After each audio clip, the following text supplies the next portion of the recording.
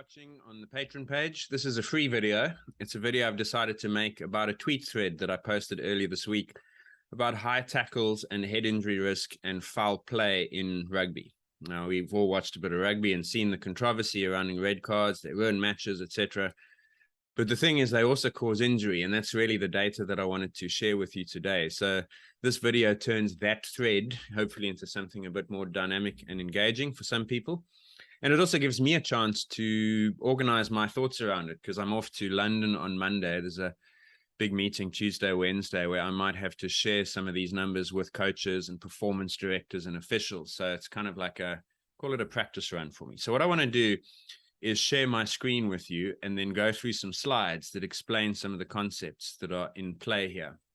Now, by way of background, back in 2015, I started doing research on the mechanism of head injuries in the sport. So this is aimed at trying to understand when injuries happen and the circumstances, the how behind head injuries. Because once you understand how they happen and what's more likely to cause them, you can try and figure out ways to reduce that from happening or prevent it from happening or reduce the occurrence and the severity. So that was the intention.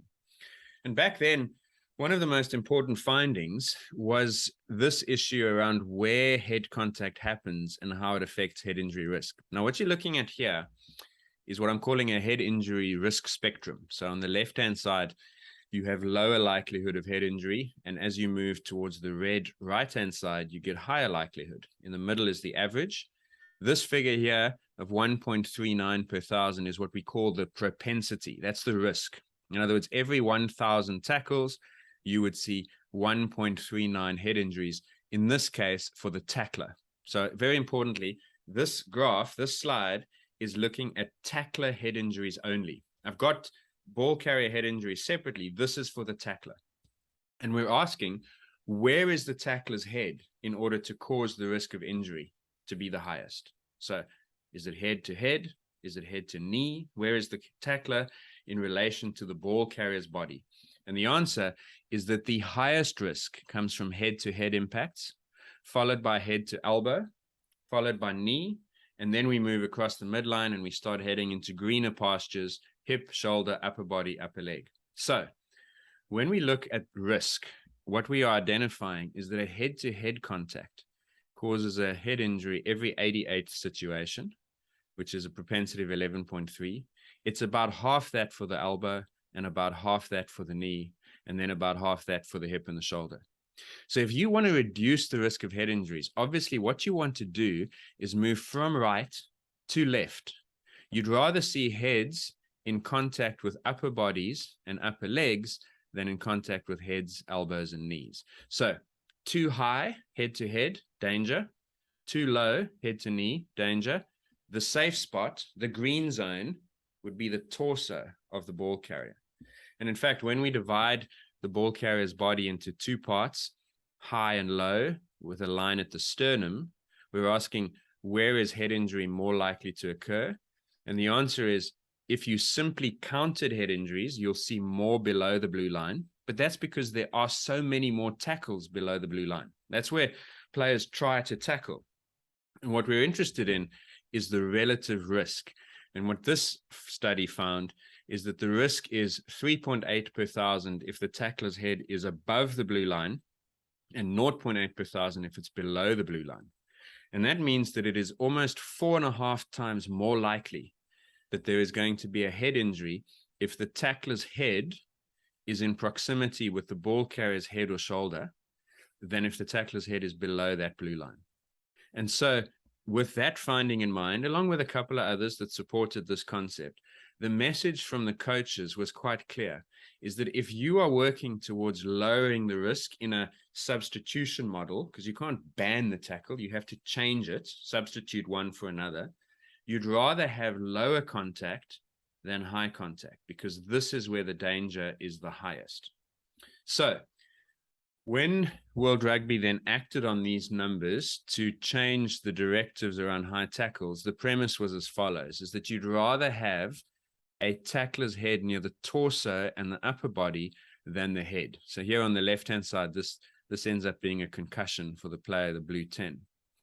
And so the original premise of clamping down on high tackles was that if you gave a harsher and more frequent sanction for what was an illegal tackle, that sanction would be the message to change the tackle height to reduce the card risk, which would in turn put the tackler's head into a safer contact zone more frequently. So the process was sanction equals message, causing technique change, driving intervention, which would ultimately lower the risk. That was the idea. Now, we can debate whether that has worked. I'm unfortunately not massively optimistic because I'm not sure that the message has been received and the technique has been changed.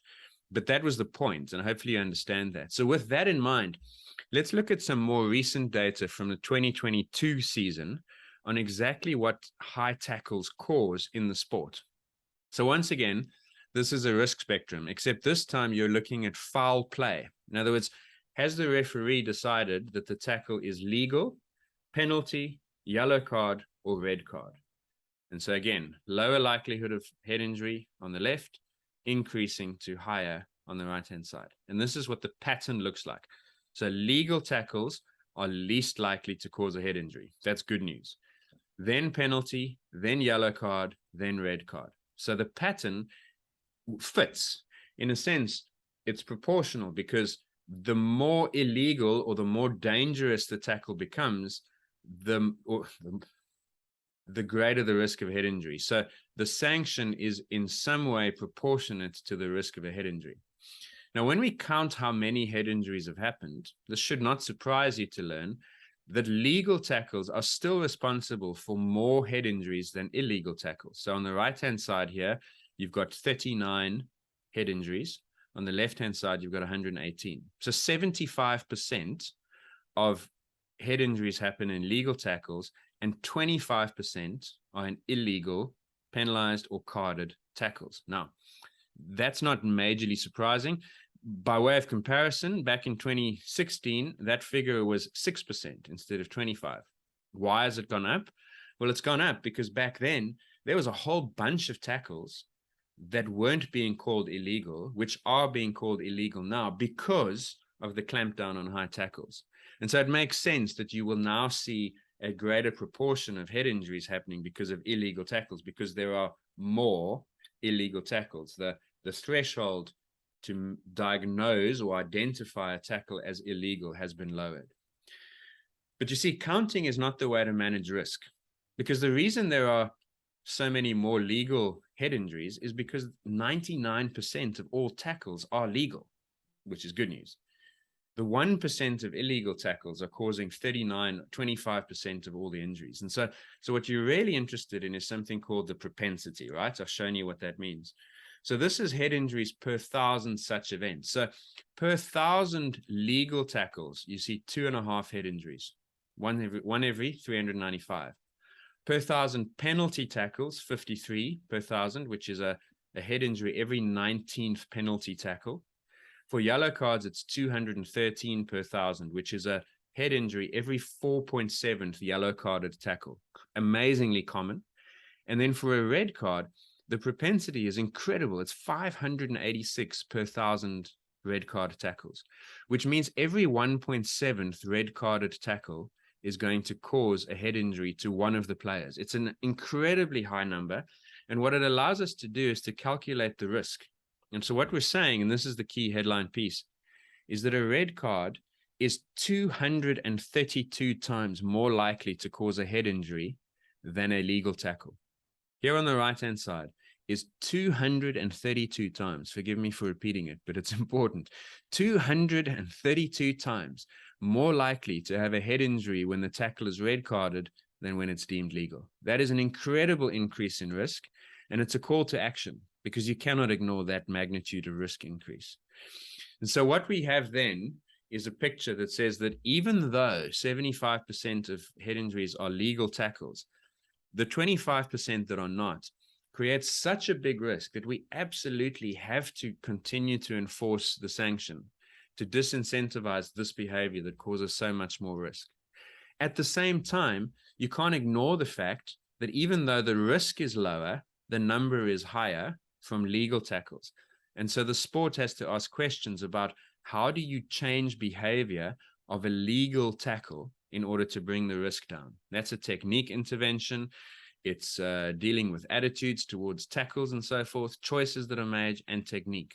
And it's important to remember both sides of this risk spectrum. Just to show you this again, and then I'll move on to some numbers on how many cards there actually are. This is the propensity, and you can see it goes up from a no foul to a penalty to a yellow to a red, to the extent that a red card is 232 times more likely to have resulted in a head injury than a legal tackle is. Now we can split this, and I think this is very important. We can split this into the ball carrier, the player who is tackled, as opposed to the player making the tackle, and we can ask how their risk changes independently of the overall picture. And so what we then see is this is ball carrier propensity, so that's per 1,000 situations. Look at legal tackles, 0.7 per 1,000. That's about 1 in 1,300 tackles causes an injury to the ball carrier when it's legal. And then as it becomes progressively more illegal to the extent of a red card, it goes up by an astonishing magnitude of 778-fold between a legal and a red card tackle. Let's say that again. A red carded tackle is 778 times more likely to cause a head injury on the ball carrier than a legal tackle is. The ball carrier has not no risk, but very low risk from legal tackles and very, very high risk from illegal tackles. Very important. But here's the thing, this is really interesting, is the tackler also has elevated risk from high tackles. In other words, a tackler who's executing a tackle that is illegal and gets a red card still has a higher risk by a factor of 37 than when the tackler makes a legal tackle. Now, it's not 778, it's not 232, but it's still 37 times more likely that a tackler will experience a head injury when they commit a tackle that is red carded. Amazing, amazing numbers, really is profound.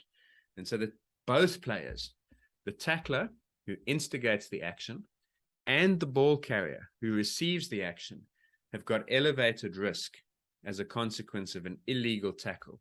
And if it's a red card illegal tackle, that risk is even higher. So what does this mean? Now, very important, is that currently in rugby, a red card is being given to a tackle that causes a head injury every 1.7 events. Enormous, enormous risk increase relative to legal.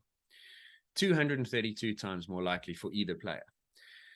Now, at the moment, we have something called the head contact process. And the head contact process allows us to define a high tackle. And so we can define a high tackle as a tackle that involves direct head contact from a shoulder, arm, or head.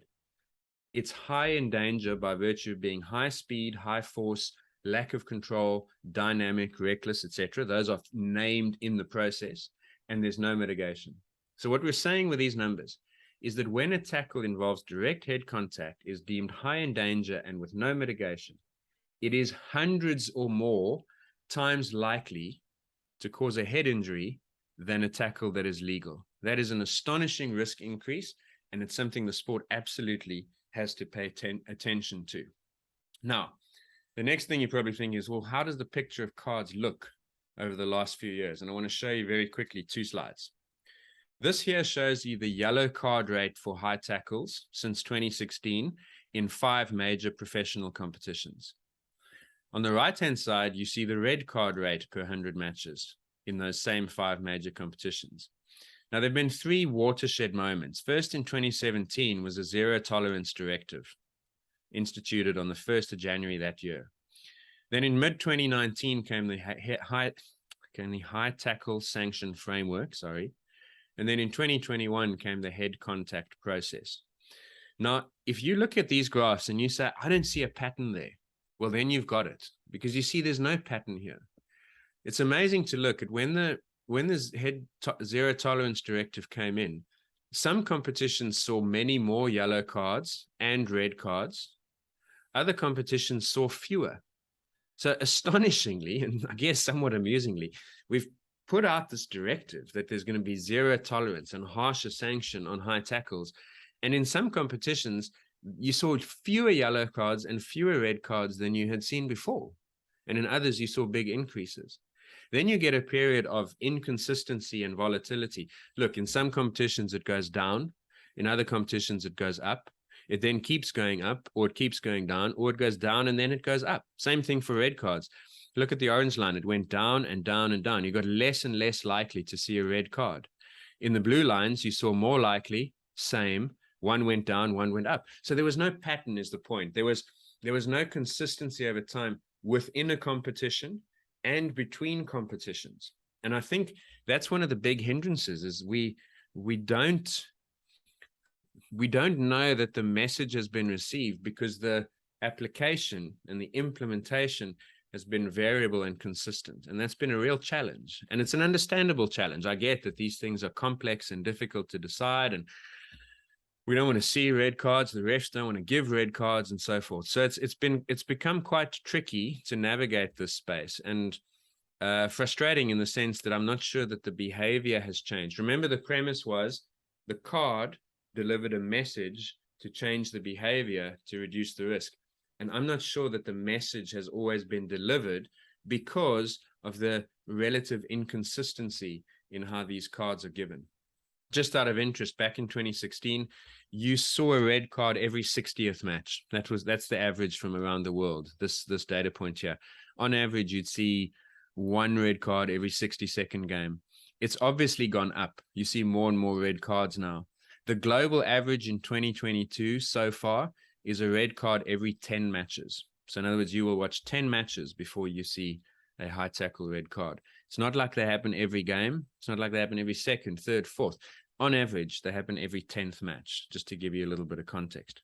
So that's the picture. Now, the reason I'm sharing that is not to say that it's working, not to say that it will work. I mean, as I say, conceptually, I think it's right. We've got enough data now to pretty conclusively say that if you want to protect the ball carrier almost entirely, you tackle lower.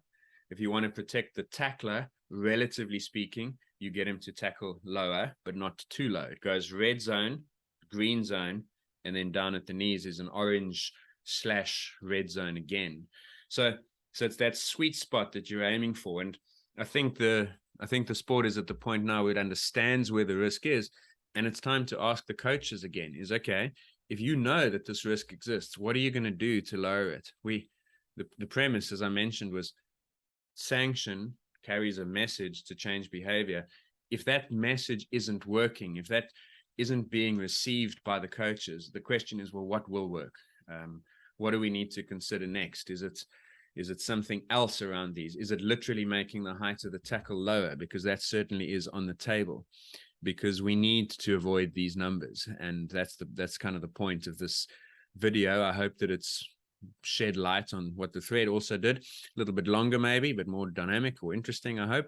And hopefully now you're informed. You'll watch rugby over the next few weeks, and you'll see these tackles, and you'll understand why they have to be sanctioned. Because it's, if you know that this risk exists, it's not possible to say let them play. You have to act. The question is, how do we act more effectively and with the buy-in from the coaches and the players? I think that's important. And hand up, I don't know that we've successfully managed to get that yet, but we don't intend to stop trying. It's just a question of asking and working together towards finding the solution. So that's the picture. Thanks for watching. Hope you enjoyed it, and I hope you found it interesting, and we'll do another one sometime. Thanks. Ciao.